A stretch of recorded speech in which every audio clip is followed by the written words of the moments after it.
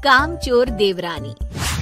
एक बार की बात है, सुषमा अपने पूरे परिवार के साथ खुशी खुशी मोहन नगर में रहती थी।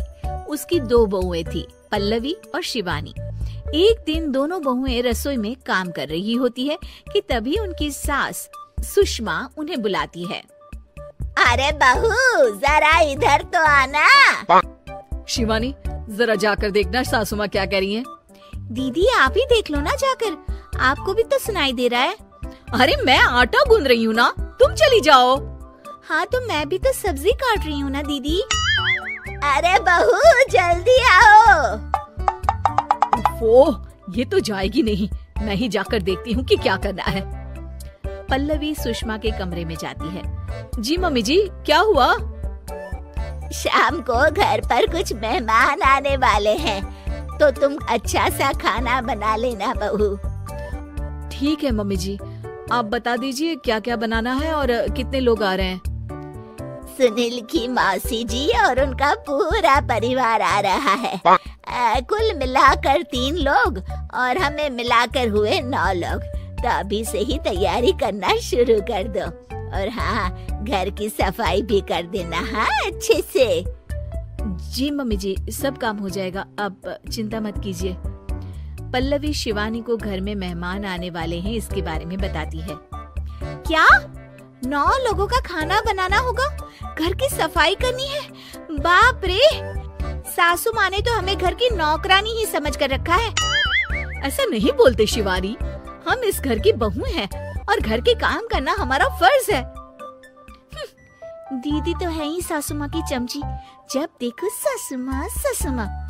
मैं तो इतना सारा काम नहीं करने वाली। शिवानी कपड़े लेकर गमला साफ कर रही होती है और चक्कर आने का नाटक करने लगती है।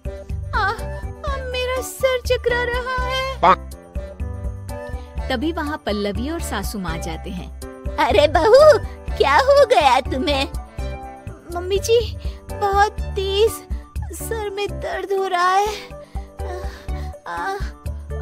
तुम एक काम करो शिवानी, आराम कर लो। नहीं नहीं दीदी, घर में मेहमान आने वाले हैं, मुझे आपकी मदद करनी चाहिए। अरे कोई बात नहीं शिवानी, तुम आराम कर लो, मैं सब काम कर लूंगी। ठीक है दीदी, अगर आप इतना कह रही हैं तो आराम कर लेती हूँ। शिवानी आराम से अपने कमरे में मैगजीन पढ़ रही होती है। इसे कहते हैं आराम की जिंदगी। इतना सारा काम। चलो सारा काम खत्म हो गया, शिवानी को देख आती हूँ। शिवानी अपने कमरे में ईयरफोन में गाने सुनते सुनते सो जाती है और उसके साइड में मैगजीन भी रखी होती है। पल्लवी वहाँ आ जाती है और वो सब देखती है। ओहो, तो मतलब सब काम चोरी का बहाना था। अभी बताती हूँ इसको। घर का सारा काम मुझे करना पड़ा और ये महारानी यहाँ मैगजीन पढ़ रही है, गाने सुन रही है। पल्लवी रसोई से एक प्लेट और चम्मच लेकर आती है और शिवानी को थाली बजाकर उठाने लगती है। शिवानी अचानक से उठती है। उठ गई महारानी, गाने भी सुन लिए, मैगजीन भी पढ़ ली। तुम तो बहुत बड़ी झूठी निकली शिवानी। तुमने सर दर्द का बहाना बनाया ताकि काम करने से बच सको। हाँ बनाया बहाना, तो क्या करती, इतने सारे काम करती। मुझे कोई शौक नहीं है चापलूसी का। क्या चापलूसी? तुम्हें लगता है कि मैं सारे काम चापलूसी के लिए कर रही हूँ? और नहीं तो क्या। तभी वहाँ सासू माँ आ जाती हैं।